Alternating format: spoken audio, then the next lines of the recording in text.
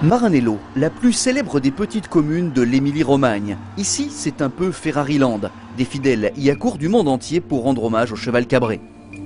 Devant cette passerelle ocre, entrée historique de l'usine bâtie dans les années 40, les touristes viennent se faire photographier par petits groupes sans que cela ne trouble le mouvement des hommes en rouge.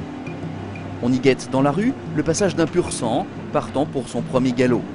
Pour en découvrir plus, il vous faudrait franchir le portail de l'usine. Mais là, les prières des plus fervents admirateurs restent impuissantes à ouvrir les grilles, à moins de devenir un employé Ferrari. À Sport Auto, nous avons pourtant obtenu l'autorisation exceptionnelle de vous guider de l'autre côté du mur, dans les coulisses de cette usine à rêve. La genèse d'une Ferrari commence là, dans l'atelier de fonderie. C'est dans cet enfer au parfum originel que naissent les pièces en aluminium qui feront les moteurs ou les suspensions des voitures de Maranello. Direction les moules en sable qui vont recevoir le métal. La fonderie de Ferrari consomme 130 tonnes de sable par jour pour la réalisation de ces moules, puisqu'ici, les voitures sont conçues et fabriquées de A à Z. Chaque pièce de fonderie, des belles italiennes, sort de cet antre spécifique depuis des décennies. La haute technologie a tout de même sa place dans ce lieu où la gestion de la qualité de la fonderie fait appel aux méthodes de contrôle les plus pointues, issues de la gestion sportive du département compétition de Ferrari. Dans la gueule de chaque four, ces hommes doivent déposer 2 tonnes de lingots en aluminium qui sont portés à 800 degrés.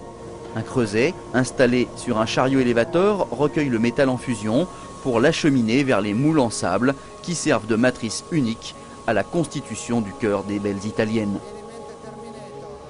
Même si beaucoup d'opérations ont été mécanisées pour en réduire la pénibilité, c'est toujours un ouvrier muni d'une sorte de longue louche qui vient prélever les impuretés déposées à la surface du creuset. Une fois le creuset plein, direction les moules en sable pour le remplissage, avant dernière étape de fabrication des pièces brutes. Impossible de deviner quels éléments se dissimulent dans ces moules. Il faudrait pour cela attendre une dizaine d'heures, temps nécessaire au premier refroidissement des pièces. Celles-ci sont maintenues dans des fours spéciaux aux environs de 500 degrés, avec un refroidissement progressif pour éviter toute déformation. Sorties des fours, ces pièces subissent spectrométrie et radiographie pour vérifier l'homogénéité des coulées. Un transfert de compétences d'autant plus logique que cet atelier travaille à la fois pour la production des GT et pour celle des Formule 1.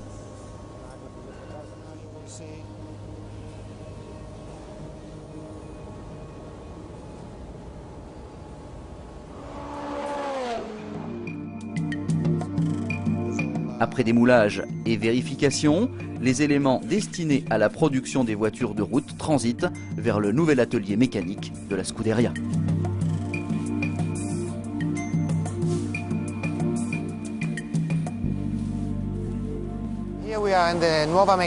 Ici, nous sommes dans la nouvelle unité de production de Ferrari. Une unité de production d'une surface de 15 000 m². L'ensemble de cet édifice est entièrement climatisé. Vous pouvez voir d'ailleurs qu'un soin tout particulier a été apporté à la luminosité, avec un maximum de fenêtres sur les côtés et au-dessus pour exploiter au mieux la lumière naturelle et ainsi travailler dans les meilleures conditions. Cette nouvelle unité a vraiment été pensée pour les hommes et les femmes, de façon à ce qu'ils se sentent bien, tout simplement, dans ces murs. Vous pouvez également voir beaucoup d'arbres ici qui nous entourent et qui donnent vraiment une dimension humaine à ce lieu. Cette végétation est également la première garantie de la qualité de l'air ambiant. Vous pouvez également remarquer la propreté clinique, pas de poussière dans cet endroit, tout comme le niveau sonore globalement maîtrisé pour un meilleur confort. Vous avez ici un mélange unique de haute technologie, sans oublier la touche d'humanité qui permet à cette usine d'obtenir les meilleurs résultats. Vous me suivez ?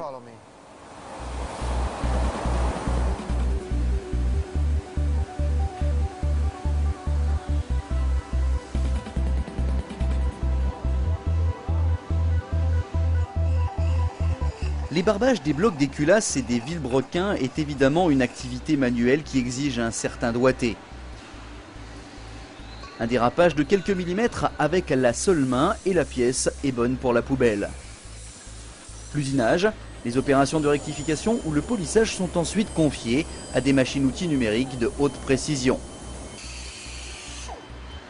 Puis commence le cycle des contrôles. Mesure de l'étanchéité, des passages d'eau et d'huile. mais aussi vérification visuelle externe et interne grâce à des outils de haute précision comme un endoscope relié à une caméra numérique. Blocs et culasses sont ainsi examinés par un technicien qui assumera la responsabilité du contrôle qualité d'un moteur auquel son nom sera associé durant tout le processus de production.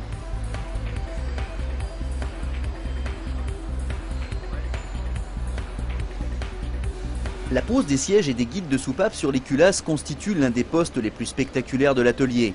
Ces derniers sont chauffés à 100 degrés, tandis que les doigts insensibles du robot plongent sièges et guides dans un bain d'azote liquide à moins 196 degrés. Le robot viendra ensuite les récupérer pour les insérer délicatement dans la culasse. Une fois assemblé, ce V8 de F430 se dirige vers la salle des tortures. Chaque moteur est en effet installé sur un banc d'essai où va s'effectuer un rodage progressif suivi d'un premier test de performance et de fiabilité, ici derrière cette vitre blindée. Le son du V8 grimpe dans les aigus. Sur l'écran, on surveille la température des fluides, le régime, la puissance. Le son grimpe de quelques octaves encore. Le régime se stabilise à 8500 tours, un régime soutenu qui fait virer au rouge les échappements. C'est dans la soufflerie maison que l'ensemble de l'aérodynamique des pur sang de Maranello est développé et validé avant la mise en production. Sur la F430, Ferrari annonce un appui au sol amélioré grâce aux 2 prises d'air en forme de narine, mais aussi grâce à la canalisation centralisée pratiquée dans le spoiler avant et bien sûr au fond plat qui s'achève à l'arrière par un diffuseur encore plus spectaculaire que celui de la 360 Modena. Les prises d'air ici ne sont pas là que pour la figuration, notamment celles qui alimentent le moteur pour une meilleure combustion des gaz.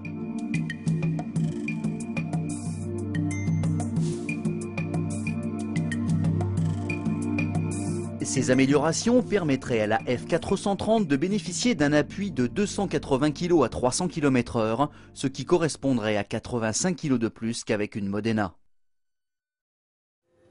Pendant que les châssis transitent de l'usine Scaglietti, 100% filiale du groupe Ferrari, allons faire un petit tour dans la sellerie. Dans cette sellerie, la découpe des pots s'opère au laser. Une soixantaine de femmes pour seulement 3 hommes sont en charge des cuirs, de leur couture, puis du patient travail d'assemblage de chacun des éléments qui vont constituer l'habillage intérieur de la voiture. Ici, on est surpris par l'absence d'odeur. Chacune des pièces est enduite au pistolet d'une colle particulière, activée seulement par la chaleur. La pièce sera ensuite placée sur des éléments à garnir, puis chauffée au pistolet thermique. Les seules garanties de la qualité finale de la sellerie sont donc dues à l'habileté, l'œil et l'expérience des ouvrières.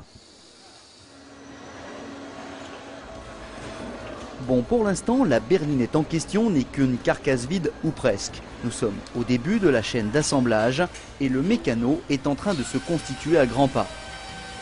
Atterrissant comme par magie dans le compartiment arrière, le groupe monopropulseur de la F430 s'accouple enfin au châssis.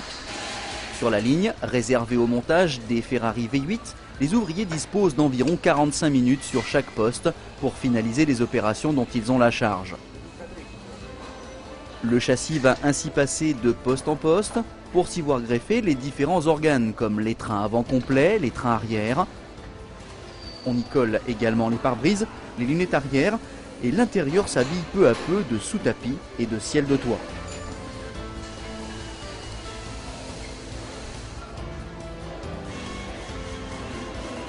Le tableau de bord enfin prend sa place, suivi par ce spectaculaire volant avec sa molette façon F1. Quasiment jusqu'à la sortie de chaîne, les F430 conservent un curieux regard pour une raison étrange. Le deuxième phare n'est installé qu'en bout de chaîne. Les derniers postes après remplissage des fluides sont consacrés aux multiples contrôles concernant aussi bien la mécanique que la carrosserie ou la sellerie. Et puis il faut bien s'élancer dans le vaste monde. Un petit convoyeur conduit chacune des 22 voitures produites par jour jusqu'à la porte de l'atelier où un collaudateur vient prendre le volant. C'est lui qui sera le témoin attentif de sa première centaine de kilomètres, auscultant, écoutant et accompagnant avec soin les gestes de la débutante, avant bien sûr de la ramener à l'atelier de finition pour l'ultime mise au point en vue de la livraison. Magique.